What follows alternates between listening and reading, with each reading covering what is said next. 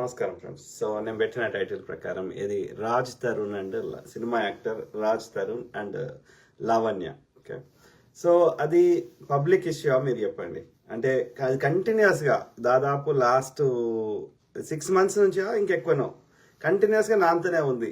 ఏదో audio release చేయడం ఎవరో ఒకరు, లేకపోతే అంటే అది అంటే ప్రజల్ని కేవలం డిస్ట్రాక్ట్ చేస్తున్నారు.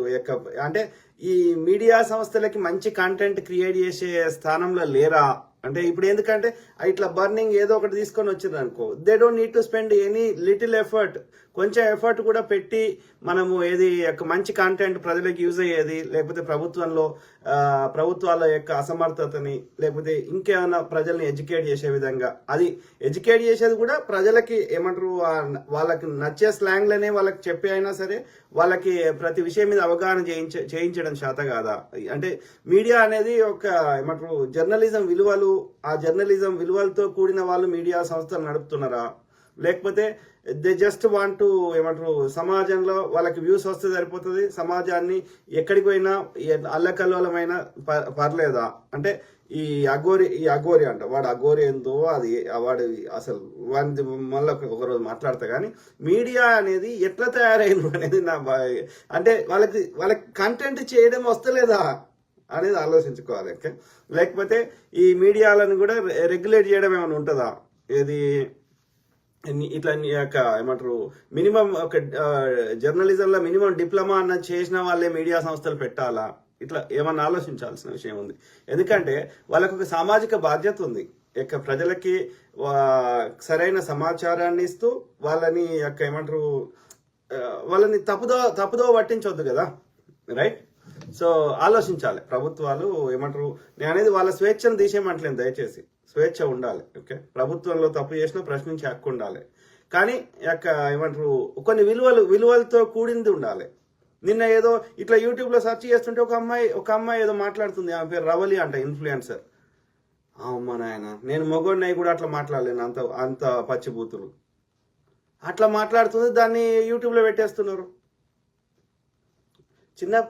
అంటే యూత్కి చిన్న పిల్లలు, స్కూల్కి పోయే పిల్లలు, బిలో 18 years పిల్లలు, what kind of message are we giving to them? We need to think about this. ఏమంటున్నా అంటే యూట్యూబ్ గైడ్ లైన్స్ ఉన్నాయి, ఫేస్బుక్ గైడ్ లైన్స్ ఉన్నాయి, కాబట్టి ఈ కొత్త చట్టం తెచ్చి వాళ్ళ యొక్క ప్రభుత్వాన్ని ప్రశ్నించే వాళ్ళని ఇబ్బంది పెట్టే విధంగా చేయడం అది కాదు.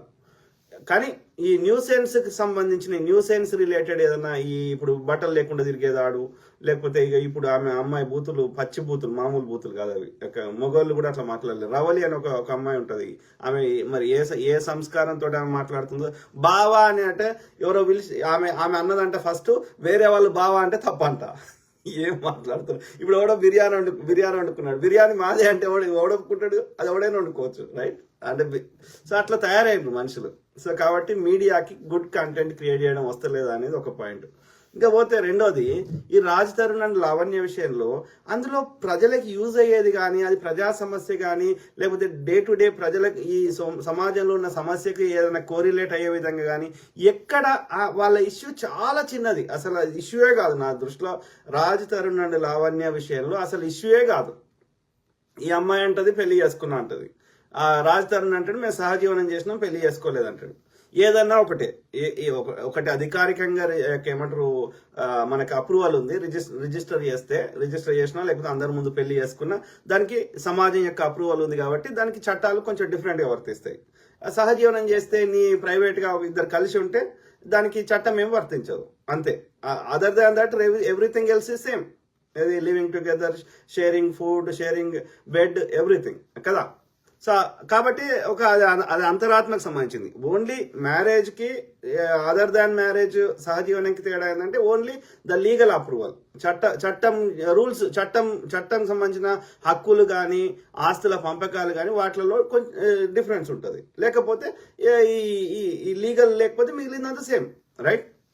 సో అది ఇద్దరు వ్యక్తులు వాళ్ళ ఇష్టంతో, అయితే ఒక ఇద్దరు వ్యక్తులు కలిసి ఉండాలా, అది ఫ్రెండ్షిప్ చేయాలన్నా, లేకపోతే ఎలా అన్న తమ్ముల బంధమైన, అక్క చెల్లెల బంధమైన, తండ్రి కొడుకుల బంధమైన, ఇద్దరు అడల్ట్స్ అంటే అబోవ్ 18 years ఉన్న వాళ్ళు ఇద్దరు, లేకపోతే భార్యాభర్తలు అయినా సరే, లేకపోతే గర్ల్ ఫ్రెండ్ బాయ్ ఫ్రెండ్ అయినా సరే, లేకపోతే ఇప్పుడు సహజీవనం అనే పేరు పెట్టినా సరే, ఏ పేరు పెట్టినా సరే ఒక ఇద్దరి మధ్యలో ఉండే ఆ బాంధవ్యం అనేది వాళ్ళిద్దరికీ నచ్చాలి. ఒకరికి నచ్చి ఒకరికి నచ్చకపోతే ఇంకోరు నాకు దోస్తి చేయి, నాకు ఫ్రెండ్షిప్ చేయి అని ఫోర్స్ చేయలేం మనం. నా ఐడియాలజీ, నా థాట్ ప్రాసెస్, నేను ఎదుటోళ్ళకి ఇచ్చే విలువ, ఇవన్నీ వాల్యూస్ ఎదుటోనికి కూడా ఉండి వాళ్ళకు కూడా నా థాట్ ప్రాసెస్ నచ్చితే వాళ్ళు ఫ్రెండ్షిప్ చేస్తారు. రైట్? పొద్దుగా లేస్తే కంప్లీట్ భిన్న ఆలోచనలు ఉన్న వాళ్ళు లాంగ్ టర్మ్ ఫ్రెండ్షిప్ చేయలేరు. లాంగ్ టర్మ్ అది సస్టైన్ కాదు. ఎందుకంటే వీళ్ళ థాట్ ప్రాసెస్ కంప్లీట్ కాన్ఫ్లిక్టింగ్ ఉన్నప్పుడు they don't feel comfortable to each other. Same thing with any relationship. Okay, so ఇది నచ్చలేదు అనుకో మనం మాట బంద్ చేస్తాం.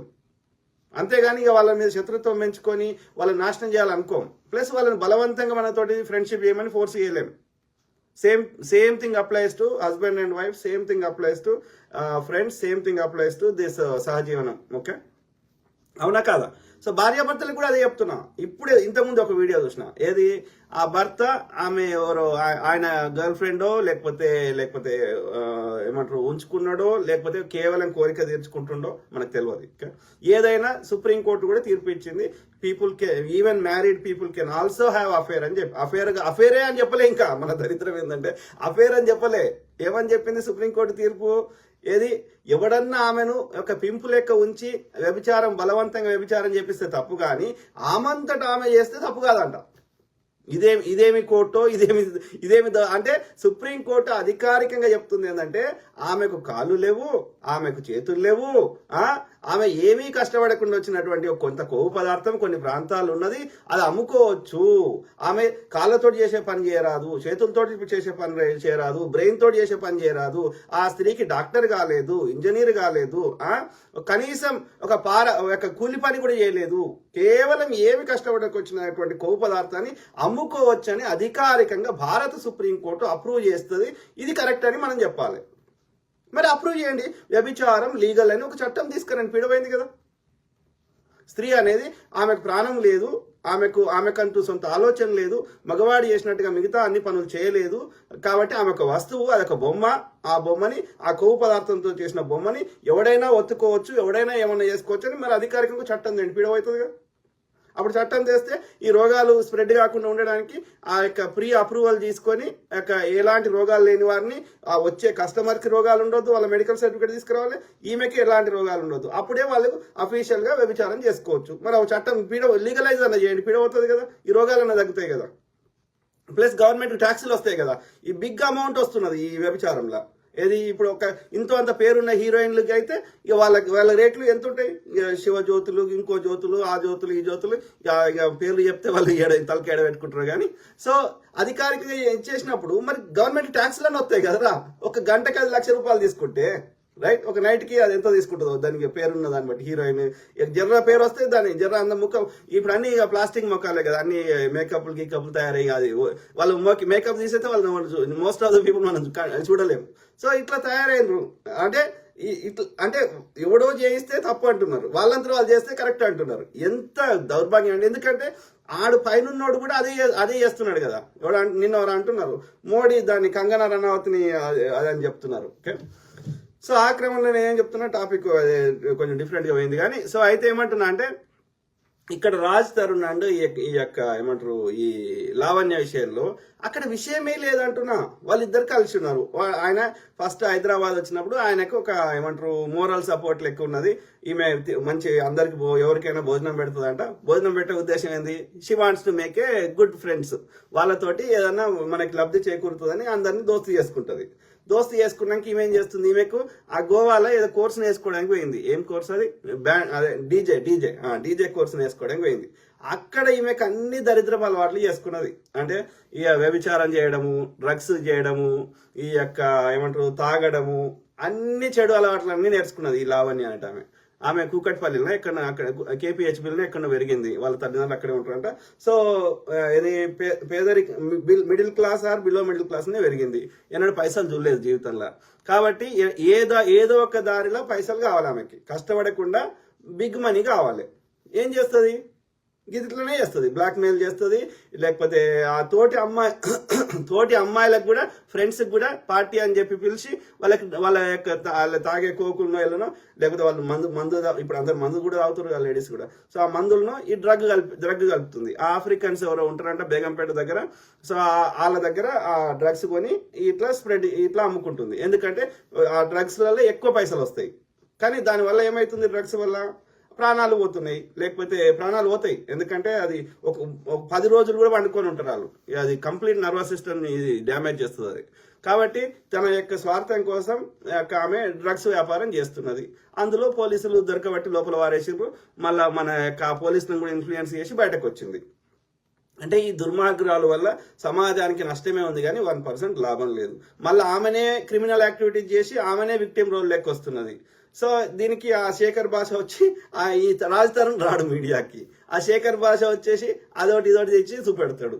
కరెక్టే, పోలీసులే గడి విక్తురా అంటే పోలీసులను కూడా దోస్తు చేసుకుందంట. ఇక పోలీస్ వ్యవస్థలనే వానికి కూడా సుఖం ఇస్తా, వానికి కూడా డ్రగ్స్ ఇస్తా, వానికి కూడా ఇంకోటి ఇస్తా అంటే వాడు ఎవడేం కంచే చేయని వేస్తే మనం ఏం చేయగలుగుతాం? ఇప్పుడు అన్ని కేసులలో గట్లేదు వచ్చారు కదా. అంటే ప్రజల ఆలోచన విధానాన్ని మార్చడం తప్ప మనం చేయగలిగింది ఏం లేదు, రైట్? సో అన్నప్పుడు ఈ యొక్క వాడు రాజ్ తరుణ్ అంటాడు, వానికి ఆ మృణాల్ ఠాకూర్, ఇప్పుడు హర్యానా, ఇంకోటి వాడు ఎదిగే హీరో లాగా ఉన్నాడు, ప్లస్ యంగ్ ఉన్నాడు. ఇక వాళ్ళు యొక్క అంత ఎవరు హీరో, ఇక వాళ్ళు బాయ్ ఫ్రెండ్ గర్ల్ ఫ్రెండ్ లెక్క కానీ, లేకపోతే in future boy friend girl friend తోటి స్టార్ట్ చేస్తారు. ఇక ఫ్యూచర్లో అది ఏడిపోతుందో వాళ్ళకి తెలియదు. సో దే వాంట్ హిమ్, ఇది రాజ్ తరుణ్ అన్నప్పుడు. ఇప్పుడు already they are not living together. He left, అంటే ఎప్పుడో వెళ్ళిపోయాడు అక్కడి నుంచి, ఆ యొక్క లావణ్య దగ్గర నుంచి, రైట్? వెళ్ళిపోయినాక ఇప్పుడు వాళ్ళు పెళ్లి కూడా చేసుకోలేదు అధికారికంగా, రైట్? ఈమెకి ఏం హక్కు ఉంది ఆయన మీద? What right she has? ఉంటే మరి బలం కోర్టైనా ఏం చెప్తుంది? నా భార్య వస్తలేదు అని అన్నా సరే, నా భర్త వస్తలేడు అంటే కలిసి ఉండమని ఒక సలహా ఇస్తుంది అంతే. Court also does not have any power to బలవంతంగా పోయి నువ్వు కలిసి ఉండమని ఎవరు ఫోర్స్ చేయలేరు. అర్థమైందా? ఇద్దరు వ్యక్తులకి ఇష్టం ఉంటేనే వాళ్ళ ఇష్టంతో కలిసి ఉండాల్సిందే, కానీ third person can not do anything, including court వాళ్ళు కూడా చట్ట ప్రకారం. అన్నప్పుడు అతను 18 ఏళ్ళు అబో 18 ఇయర్స్ ఉన్నప్పుడు, సో అతనికి నచ్చిన జీవితం అతను గడుపుతున్నాడు, నీకు నచ్చిన జీవితం నువ్వు గడుపు. అతన్ని బలవంతంగా నా రాజు నాకు కావాలంటే అట్లా లేదు కదా, అది వర్కౌట్. మరి ఉన్నప్పుడు వాని మనసుని గాయపరచకుండా నువ్వు కాపాడుకుంటే వాడు ఉండేటోడు కావచ్చు. మరి పోతే పోని ఎవరి లైఫ్ వాళ్ళది కదా, ఎవరి లైఫ్ నువ్వు కంట్రోల్ చేసే హక్కు నీకు లేదు కదా లావణ్య గారు. So what you want? ఏదో ఒక సెటిల్మెంట్ చేసుకో. నువ్వు ఉట్టిగా నువ్వు ఏది సహజీవనంలో ఎలాంటి నీకు హక్కులు లేవు, అయినా సరే నువ్వు ఉట్టిగా పోవడానికి సిద్ధంగా లేవు. ఆయన కుక్కలు తెచ్చిపెట్టి ఆయన వాళ్ళ ఇంట్లో పెట్టినాక నువ్వు ఎందుకు పోతావు? పోవు. ఆయన నిన్ను ఎలగొట్టాలంటే తల్లిదండ్రులు పంపిస్తే అది యుద్ధం అవుతుంది, రేపు ఇంకోరిని పంపించినా యుద్ధం అవుతుంది. అయితే కోర్టు ద్వారా ఏమైనా ఆర్డర్ తీసుకొని వచ్చి పోలీసు ఫోర్స్ పెట్టి నిన్ను పంపించాలి. లేదు అంటే అతను ఒక సెటిల్మెంట్ చేసుకోవాలి.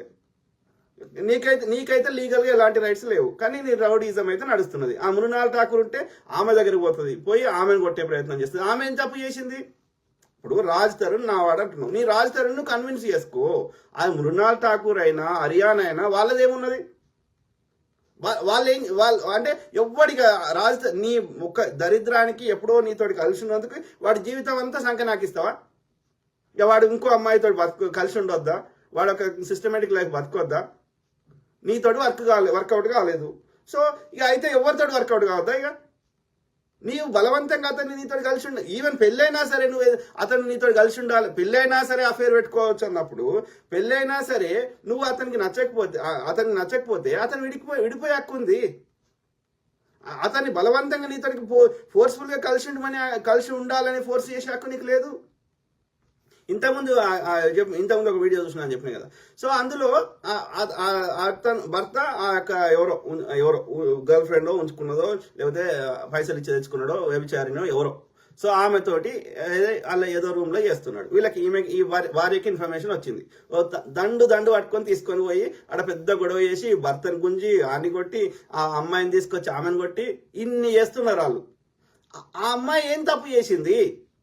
నీ భర్త ఆమె దగ్గర పోయింది కదా, నీ భర్తను కన్విన్స్ చేసుకొని ఉంటివి. లేదంటే చట్ట ప్రకారం అతను నేరం చేస్తే కోర్టులో కేసు అయిన ఉంటివి. ఆ ఎవిడెన్స్ తీసుకుపోయి నువ్వు కోర్టులో కేసు వేస్తే నీకు రావాల్సిన లీగల్గా డివోర్స్ ప్రకారం ఏమేమి రావాలని అన్నీ వస్తాయి కదా. ఇల్లు కానీ అతని మీద ఉన్న ఆస్తులు కానీ ఏమేమి ఆ యొక్క ఆ టర్మ్ ఇతను చీటింగ్ చేసిన దాంట్లో ఏమేమి ఉన్నాయో అవి వస్తుండొచ్చు కదా నీకు. అతన్ని బలవంతం చేసి నీతో కలిసి ఉండాలంటే కలిసి ఉంటారు ఎవరన్నా? చట్టం కూడా అట్లా చెప్తలేదు కదా.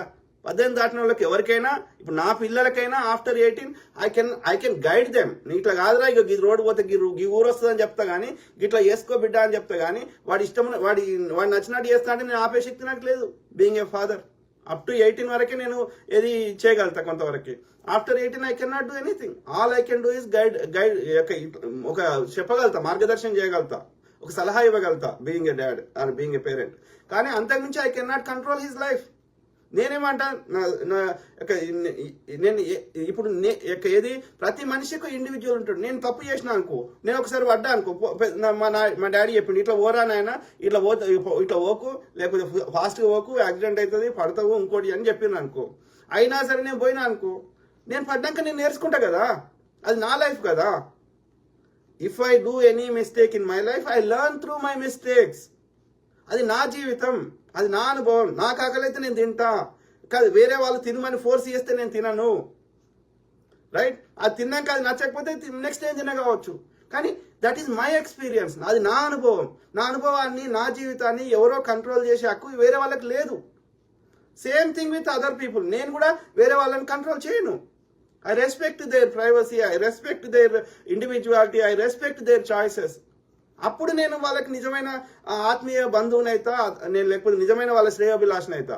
అంతేగాని everybody wants to control other person.